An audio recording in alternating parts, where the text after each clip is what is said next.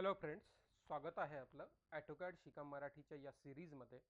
या सिरीजच्या लास्ट लेक्चरमध्ये आपण रेक्टँगल आणि पॉलिगॉन या कमांडबद्दलचं आपण एक्झरसाइज आणि इलिप्स कमांडबद्दल पाहिलं होतं. ओके, तर आजच्या लेक्चरमध्ये आपण इलिप्स कमांडचं एक्झरसाइज आणि त्याचबरोबर हॅच कमांड, त्यानंतर ग्रॅडियंट कमांड, बाउंड्री कमांड्स आणि स्प्लाइन कमांड याच्याबद्दल थोडंसं डिस्कस करणार आहेत. Okay, so let's go to the exercise on ellipse. तर इथं ड्रॉइंग वरती केलोय मी. आता इथे एक तुम्हाला ड्रॉइंग दिसतंय किंवा इथून जर थोडंसं ब्लर दिसत असेल तर मी तुम्हाला इथे शो करतोय. ओके, तर इथे एक आपल्याला इलिप्स शेप दिलेला आहे. ओके, या इलिप्स शेपमध्ये तुम्ही बघू शकता the total distance is first distance is a 148 and the second distance is the आपल्याला इथे सेंटर पासून हा 100 plus 38 plus 100 plus 38 the second distance म्हणजे टोटल जर ॲडिशन केलं तर इट्स विल द हे असेल 276 mm. ओके, आणि फर्स्ट डिस्टन्स आपल्याला 148 दिलेला आहे. ओके, देन त्याच्यामध्ये एक सर्कल आहे, सर्कलचं डायमीटर सुद्धा 148 आहे आणि त्यानंतरचे दोन सर्कल तुम्हाला पाहायला मिळतात. एक आहे 95 डिग्री 95 डायमीटरचं आणि दुसरं आहे 110 डायमीटरचं. ओके, तर आपण ही डायग्राम आणि त्याच्यामध्ये तुम्हाला 100 mm वरती एक स्क्वेअर दिलेला आहे आणि त्याचं डायमेन्शन पण दिलं आहे, दॅट इज द 29. हे आपण हे कसं बनवायचं याच्याबद्दल डिस्कस करूयात आजच्या लेक्चरमध्ये. ओके, तर आता मी ॲटोकॅडचं हे ओपन करतोय. ओके, तर इथे मी तुम्हाला डायग्राम ऑलरेडी इथं क्रिएट करून दिलेली आहे. ओके, तर याच्यामध्ये आपण आता इलिप्समध्ये आपण दोन टाईप्स पाहिले होते. पहिला होता सेंटर आणि दुसरा होता ॲक्सिस एंड. आता इथं मी ॲक्सिस एंड कमांडचा यूज करणार आहे. आता ॲक्सिस एंड कमांडचा का, कारण तुम्ही डायग्राममध्ये पहा हे डिस्टन्स आपल्याला टोटली 148 दिलं आहे, टोटल दिलेलं आहे आणि सेकंड डिस्टन्स आपल्याला 138 दिलेला आहे फ्रॉम द सेंटर. ओके, आता या 148ला आपण फ्रॉम द सेंटर पण घेऊ शकतो, म्हणजे जे काही समथिंग आहे ते 74 समथिंग येत जातं डिस्टन्स. ओके, दोन्ही ऑप्शन्स तुम्ही यूज करू शकता, पण इझिएस्ट वे काय आहे आपल्याला ॲक्सिस एंड कमांडचा यूज करणार आहेत. So go to the axis end. Axis एंडमध्ये गेलोय, इथं मी रॅन्डम आपला फर्स्ट पॉईंट क्लिक करतोय. आता स्ट्रेट पाहिजे तर आपल्याला ऑर्थो मोड इथे ऑन करावं लागेल. डिस्टन्स आहे टोटल 148 पहिलं आणि सेकंड डिस्टन्स आहे आपलं 138. तर in that way we will create our ellipse. Okay, आता हा इलिप्स आपण जनरेट केलेला आहे. या इलिप्सला थोडंसं मूव्ह करून घेऊयात आपण. थोडंसं जास्त लांब गेलेलं आहे आपल्या याच्यामध्येच, आपण त्याला मूव्ह करून घेऊयात जवळपासचे नाही करणार. त्यानंतर याच्यात पहा हा आपला इलिप्स जनरेट झाला आहे. आता त्यानंतर आपल्याला एक 148 डायाचं सर्कल ड्रॉ करायचं आहे, जे इथं आहे धिस वन. हा जो बाहेरचा जो सर्कल दिसतोय ना, मग याच्या सेंटरवरनं आपण डायरेक्टली 148 डायाचं सर्कल जनरेट करू शकतो. देन 95 डाया आणि 110 डाया, परत आपण तीच कमांड घेतली आहे 95 आणि परत आपल्याला हे घ्यायचं आहे. ओके, त्यानंतर इथे आपण क्लिक केलं आणि परत आपण 110 डायमीटरचं असं हे यूज करतोय. ओके, ठीक आहे, तर असं आपण याला बनवलेलं आहे, that is the ellipse. Okay, then there is a square. आता इथं स्क्वेअर कसा बनवायचा याच्याबद्दल डिस्कस करूयात. लास्ट लेक्चर्स आपण याच्याबद्दल पाहिलं होतं. आपण रेक्टँगलद्वारे ही स्क्वेअर बनवू शकतो किंवा पॉलिगॉनद्वारे ही स्क्वेअर बनवू शकतो, पण पहिल्यांदा आपण रेक्टँगलद्वारे बनवूया. So go to the rectangle command. Okay, rectangle command घेतली आहे. रेक्टँगलमध्ये आपण 29 म्हणजे दोन्ही साईडचे डायमेन्शन आपण काय करू शकतो, 29 टाकून एक रेक्टँगल बनवता येईल आपल्याला. सॉरी, स्क्वेअर बनवता येईल, not a rectangle.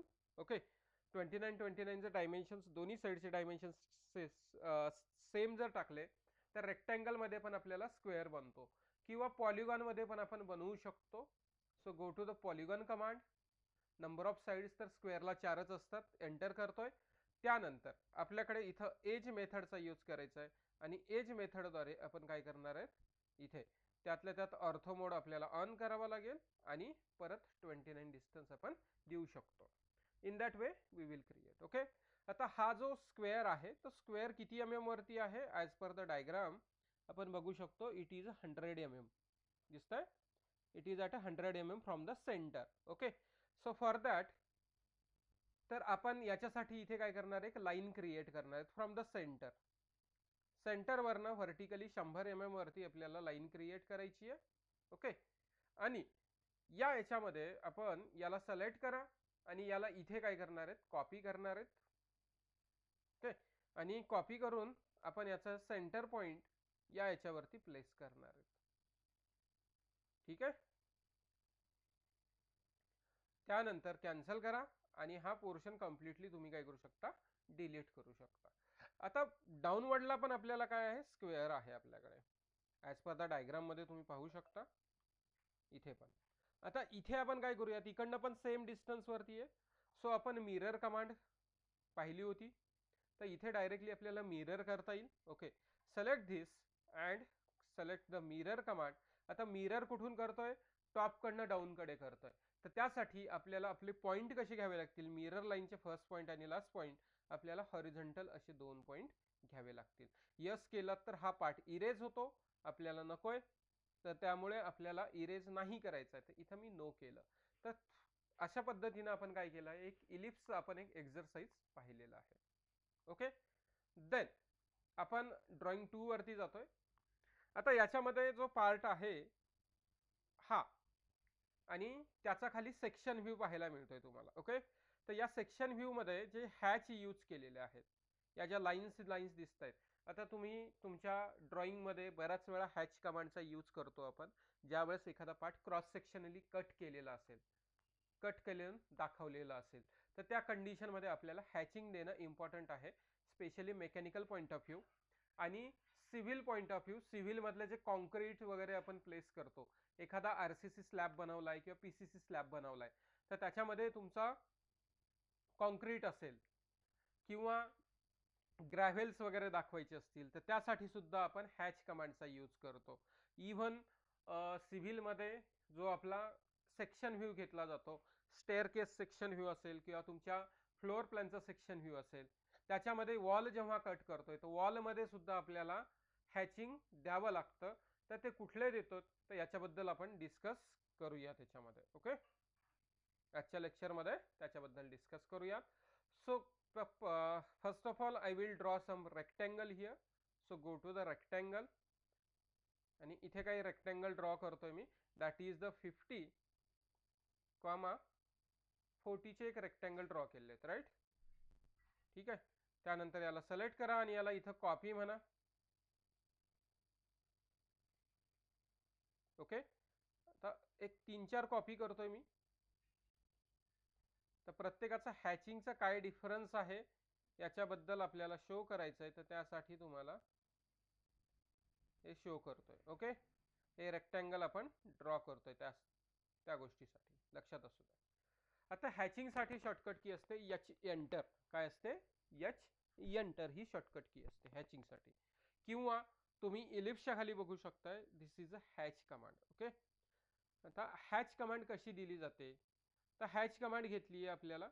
Hash select केल्याच्या नंतर आपल्याला इथे एक हॅच क्रिएशन नावाचा एक वेगळा टॅब ओपन होतो आपल्याकडे.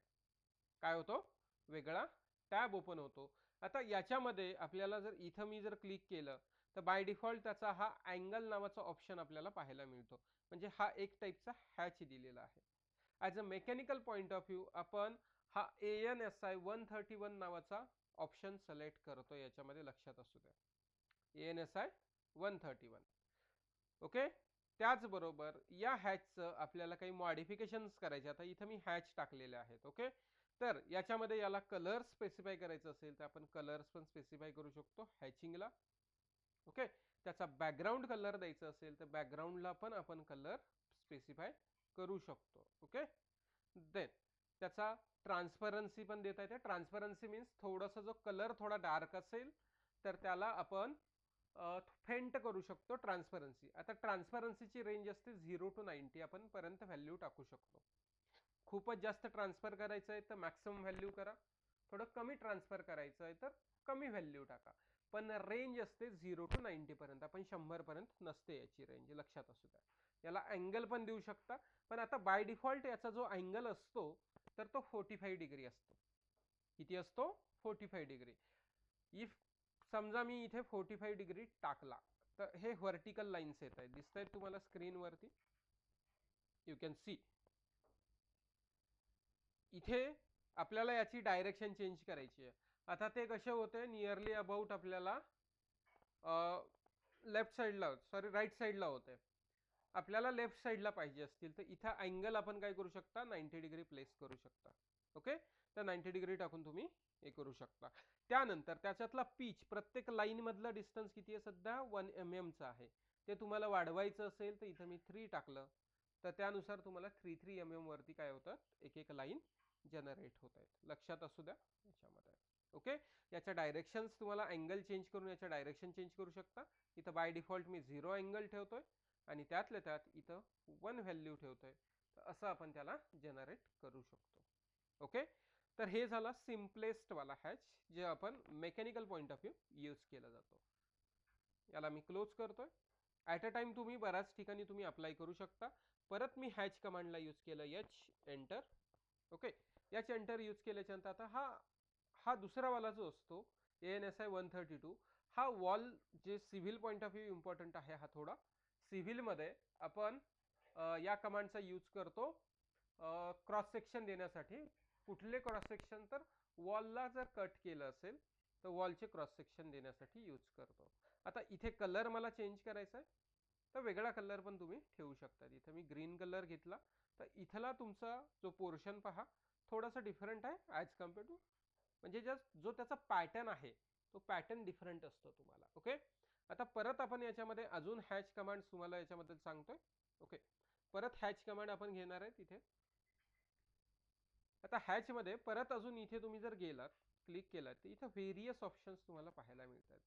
जसं की कॉन्क्रीट आहे. आता मला इथं कॉन्क्रीट दाखवायचं आहे तर कॉन्क्रीट फिल केलेलं आहे, पण इथं व्हॅल्यू थोडीशी काय करायला लागेल आपल्याला, थोडीशी 0.05 टाकली आहे मी. कारण काय, तो दिसणार नाही. कॉन्क्रीट काय आहे आपल्याला शो नाही होणार याच्यामध्ये प्रॉपरली. ओके, आता दिसतंय. अजून डेन्स हवा असेल आपल्याला, काय अजून जर डेन्स हवा असेल तर इथं व्हॅल्यू काय करतो आपण, 0.01 करा, डेन्स होईल. अजून सॉरी 1 पडली आहे माझ्याकडनं चुकून, 0.01. ओके, अजून डेन्स तुम्ही काय करू शकता याच्यामध्ये जनरेट करू शकता. ओके, समजलं एवढं? तर हे आपण civil point of view show केलेलं आहे. इथं 0.03 ठेवला मी. तर थोडासा इथे बघू शकता, इट इज अ कॉन्क्रीट ग्रॅव्हेल्स आणि आपले ग्रेड्स आहेत त्याच्यामध्ये, जे गिट्टी जे म्हणतो आपण, सॉरी नॉट अ ग्रॅव्हेल्स, गिट्टी आहे आणि त्याबरोबर आपलं वाळू आहे, याचं हे कॉम्बिनेशन असतं. ओके, तर ते तुम्हाला शो केलेलं आहे. याचा कलर वेगळा ठेवायचा असेल तर याचा कलर आपण डिफरंट ठेवू शकतो. तर हे असतं हॅचिंग मध्ये. आता इथे तुम्हाला व्हेरियस हॅचिंग मध्ये व्हेरियस ऑप्शन्स तुम्हाला पाहायला मिळत आहेत. तर त्याच्यामध्ये लक्षात ठेवा, इथे ब्रिक पण आहेत. As a civil point of view brick वगैरे एखादा अप्लाय करायचं असेल आपण ब्रिक पण टाकू शकतो. असं पाहू शकता, ब्रिक लाईक स्ट्रक्चर्स वगैरे दाखवायचं असेल तर ज्यावेळेस आपण सेक्शन व्ह्यू वगैरे घेतो किंवा एखादा स्टेअरला कट करतो तर स्टेअरमध्ये वगैरे आपण शो करू शकतो. तर हे आहे हॅचिंग. हॅचिंगद्वारे आपण एरिया फील्ड कसं करायचं तो दाखवू शकतो. त्यासाठी शॉर्टकट की आहे H enter. Okay, then gradient नावाची कमांड आपल्याकडे पाहायला मिळते का, कुठली, ग्रॅडियंट. आता ग्रॅडियंटचा यूज कशासाठी केला जातो, तर ग्रॅडियंटचा यूज केला जातो एखादा सरफेस हा एनक्लोज एरिया आहे. फॉर एक्झाम्पल तुम्ही as a mechanical point of view पेक्षा थोडंसं civil point of view he command थोडीशी इम्पॉर्टंट म्हणता येईल, civil engineering point of view. Okay, ज्यांना प्लॅन्स वगैरे त्याच्यामध्ये दाखवायचे आहेत किंवा एखादा एरिया आपल्याला फील्ड दाखवायचा आहे तर त्या कंडिशनमध्ये आपण या कमांडचा यूज करू शकतो. आणि या कमांडचा याच्यासाठी पण यूज करू शकतो, एखादा इलिव्हेशन व्ह्यू मध्ये आपल्याला ग्लासची विंडो दाखवायची आहे. ओके, ग्लास विंडो आहे आपल्याकडे, किंवा ग्लासचं एखादा हे दाखवायचं असेल, त्याला रेलिंग म्हणतो, ग्लास रेलिंग्स. तर ग्लास रेलिंगसाठी सुद्धा या कमांडचा यूज करता येईल. So go to the gradient. आता ग्रॅडियंटमध्ये बाय डिफॉल्ट कलर असतात ब्ल्यू आणि येल्लो. दोन कलरचं कॉम्बिनेशन असतं, याच्यामध्ये एक कलर देऊ शकत नाही. एक कलर द्यायचं असेल तर त्यासाठी हॅच कमांड यूज करावी लागते. ओके, तर इथे इथे तुम्हाला ब्ल्यू कलर द्यायचा, तर इथं मी ब्ल्यू कलर असे दोन्हीही शो करू शकता. हा एक ब्ल्यू घेतला आणि याच्यातून आपण हा दुसरा एक ब्ल्यू घेऊयात आणि या दोघांचं कॉम्बिनेशन तुम्हाला याच्यामध्ये जनरेट होत आहे, दिसतंय.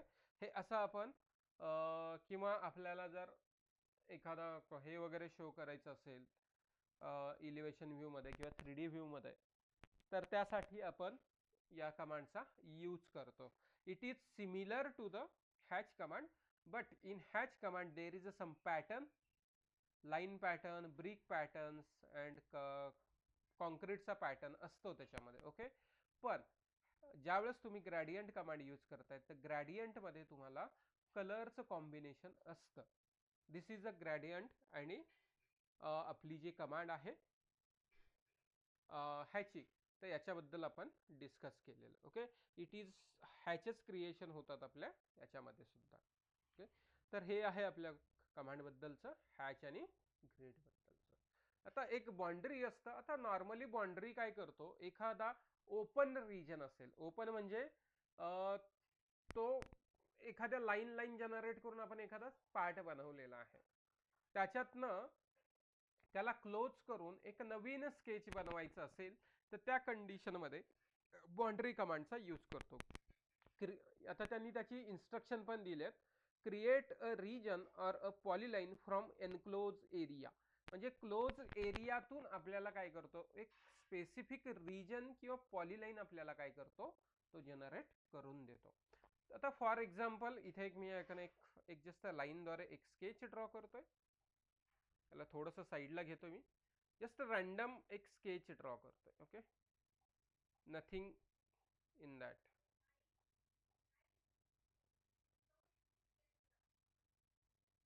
ओके, तर हे असं आपण दिलेलं आहे. ओके, आता याच्यामध्ये हा हा ट्रायंगल मला पाहिजे. आता आपण याला लाईननी ड्रॉ केलंय, हा एक ट्रायंगल तर वेगळा नाही होऊ शकत का, फक्त मला एवढा या पार्ट मधला एवढा ट्रायंगलच पाहिजे.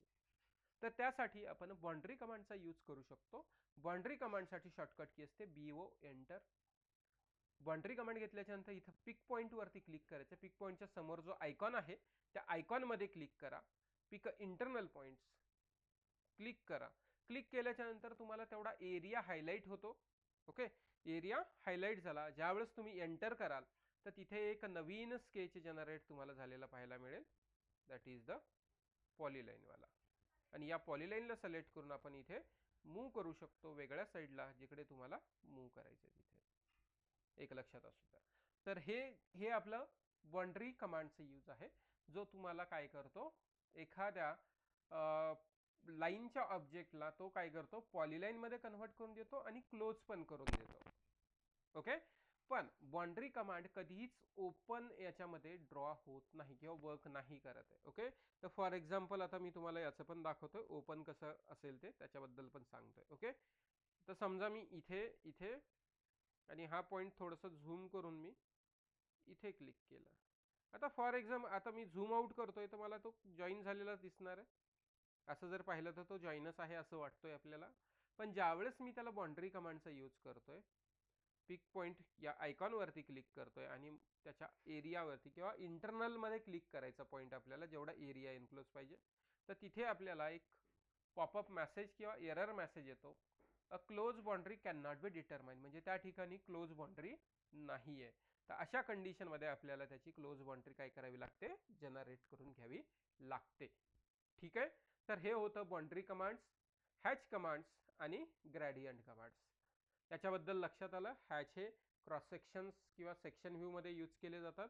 सिव्हिल पॉईंट ऑफ व्ह्यू त्यांचं कॉन्क्रीट वगैरे दाखवायचंय, ब्रिक्स वर्क दाखवायचं, त्यासाठी यूज केलं जातं.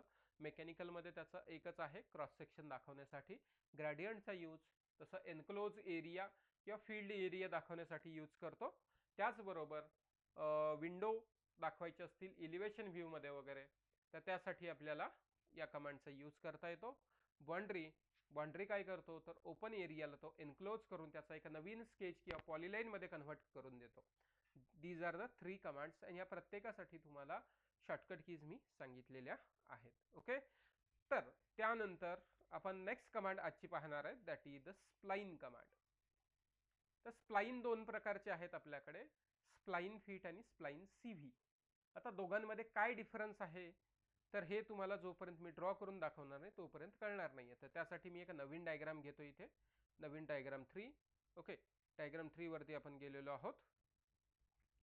इथे टॉप वरती एक वेळेस क्लिक करा, आपला एरिया काय होतो ऑटोमॅटिकली झूम होतो थोड्या एरिया पुरता. देन आता स्प्लाइन साठी शॉर्टकट की असते SPL, अशी पण कमांड यूज करू शकता. किंवा तुम्हाला ड्रॉ पॅनलच्या या एरो वरती क्लिक करा. ड्रॉ पॅनलचं जे नेम आहे, नावाच्या साईडला तुम्हाला छोटा डाऊनवर्ड एरो दिसतोय, त्यावरती क्लिक केलात तर आपल्याला त्याच्या दुसऱ्या कमांड्स काय होतात आपल्याला इथे दिसत आहेत. व्हेरियस ड्रॉच्या अजून एक्स्ट्रा कमांड तुम्हाला पाहायला मिळतात.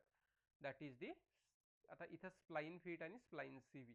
आता स्प्लाइन फीट वाला ऑप्शन सिलेक्ट केला मी. इथे काय करतो आपण, रॅन्डम पॉइंट घेतोय.